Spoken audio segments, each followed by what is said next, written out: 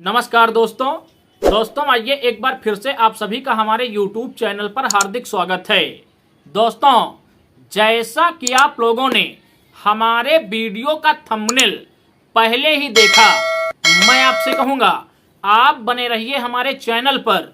इस वीडियो में मैं थंबनेल के अनुसार चर्चा करूँगा बसपा के बिहार प्रदेश प्रभारी अनिल चौधरी का आपको बयान भी सुनाऊंगा, जिसमें उन्होंने ऐलान किया है कि आने वाले समय में इंडिया और एनडीए के खिलाफ बसपा प्रमुख मायावती जी बिहार के अंदर थर्ड फ्रंट की अगुवाई कर सकती हैं। दोस्तों, इन सभी बिंदुओं पर मैं विस्तार से चर्चा करूंगा, लेकिन उससे पहले एक थोड़ी सी चर्चा करूंगा बिहार की वर्तमान सियासत की ओर। दोस्तों, बिहार के अंदर बहुजन समाज पार्टी लगातार अपना क्रेज बढ़ाती जा रही है। बसपा के बढ़ते जनाधार को देखकर बिहार के अंदर राजद, जदयू, कांग्रेस, भाजपा समेत अन्य इनके सहयोगी दल पूरी तरीके से परेशान हैं। दोस्तों, बसपा प्रमुख मायावती जी ने बिहार विधानसभा चुनाव के मद्देनजर कई बड़ी प्रेस कॉन्फ्रेंस की और बिहार के चुनाव में मशीनरी दुरुपयोग न होने पाए, इसको लेकर उन्होंने कई बार चुनाव आयोग को भी लपेटे में लिया। आपको अगर याद ना हो तो मैं आपको स्मरण दिलाना चाहूँगा कि अभी कुछ दिन पहले बिहार विधानसभा चुनाव के मद्देनजर ही बसपा प्रमुख मायावती जी ने चुनाव आयोग के अधिकारियों से मुलाकात भी की थी। दोस्तों, बसपा प्रमुख मायावती जी की इस सक्रियता को नाकाम करने के लिए ही अभी जो बिहार के अंदर मतदाता सूची के पुनर्निरीक्षण का कार्य चल रहा था, इसके विरोध में 9 जुलाई को इंडिया गठबंधन के लोगों ने एक बड़े आंदोलन के लिए बिहार सरकार को आगाह किया था। लेकिन आपको बताता चलूं, झूठों की झूठी कहानियां ज़्यादा टिकी नहीं, और जिस आंदोलन को बिहार के अंदर इन लोगों ने भारत बंद का नाम दिया था, वो आंदोलन बिहार के अंदर पूरी तरीके से फुस रहा। तेजस्वी यादव और राहुल गांधी के पदाधिकारी सिर्फ सड़कों पर उत्पात मचाकर ही अपने अपने घरों को वापस चले गए, और चुनाव आयोग के अधिकारियों को इन लोगों ने अपनी मांग का ज्ञापन भी नहीं दिया। दोस्तों, एक और तो बसपा की बढ़ती सक्रियता को देखकर इंडिया गठबंधन के नेताओं की बौखलाहट अब सामने आ गई है, वहीं एनडीए के नेता भी बसपा की सक्रियता से पूरी तरीके से हैरान हैं। शायद इसीलिए बिहार के अंदर लोकसभा चुनाव में बीजेपी के साथ मिलकर चुनाव लड़ने वाले चिराग पासवान को अब इसलिए फ्री हैंड किया गया है ताकि वो बहुजन समाज पार्टी के बढ़ते हुए ग्राफ को रोक सकें। बिहार का दलित मतदाता जिन उम्मीद भरी नजरों से इस बार बिहार के अंदर बसपा की ओर देख रहा है, वो दलित मतदाता डाइवर्ट हो सके। शायद इसीलिए बिहार के अंदर मोदी के हनुमान चिराग पासवान सभी 243 सीटों पर चुनाव लड़ने का ऐलान कर चुके हैं। दोस्तों, ये तो एक आम चर्चा रही बिहार विधानसभा चुनाव को लेकर। अब मैं आपको सीधे लेकर चलूंगा अपने वीडियो के मुख्य मुद्दे की ओर।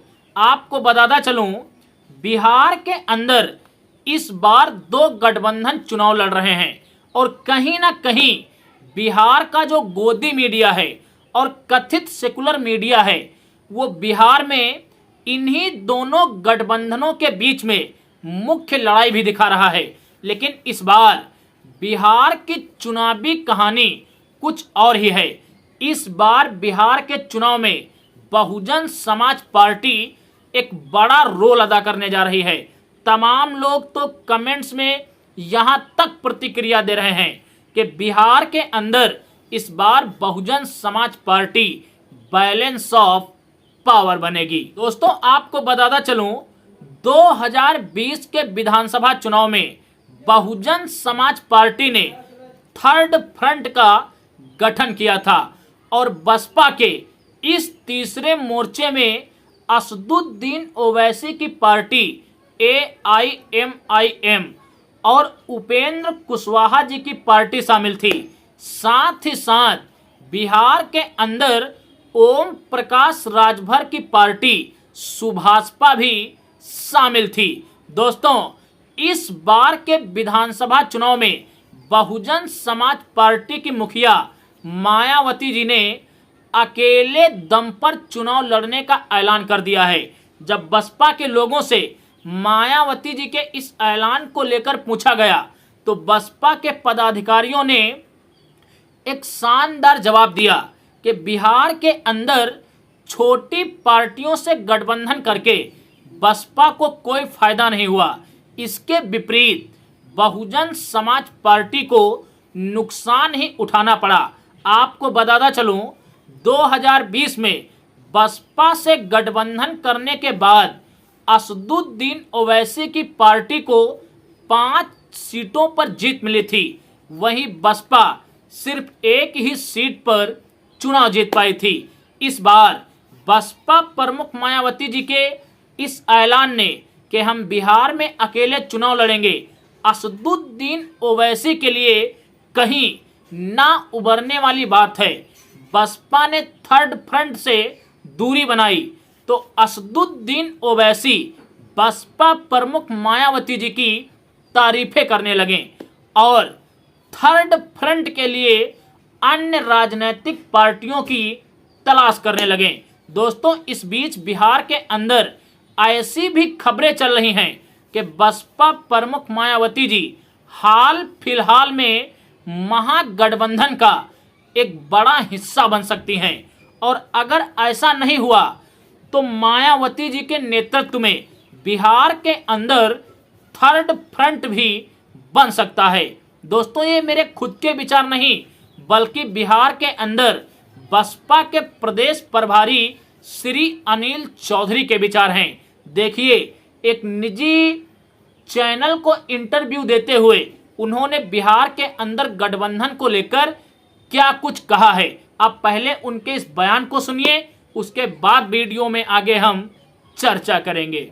थर्ड फ्रंट बनने की गुंजाइश है सर आने वाले समय? देखिए आने वाले समय में इन गुंजाइशों से नकारा नहीं जा सकता है कि हम गठबंधन नहीं कर सकते हैं, लेकिन बहुजन समाज पार्टी बहन जी उन्हीं से गठबंधन करेंगी जिनसे बहुजन समाज का, शोषित दलित वंचितों का कल्याण संभव हो और सही मामले में बिहार का विकास। तो दोस्तों आप लोगों ने बसपा के प्रदेश प्रभारी अनिल चौधरी जी का ये छोटा सा बयान सुना।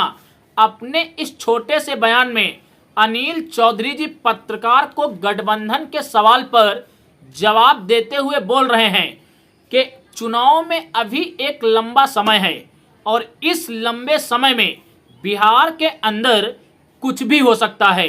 और रही बात गठबंधन की तो गठबंधन की भी संभावनाएं हैं, लेकिन हम गठबंधन उसी से करेंगे जो बहुजन महापुरुषों की विचारधारा पर आगे बढ़ने का काम करेगा, जो बिहार के बारे में सोचेगा।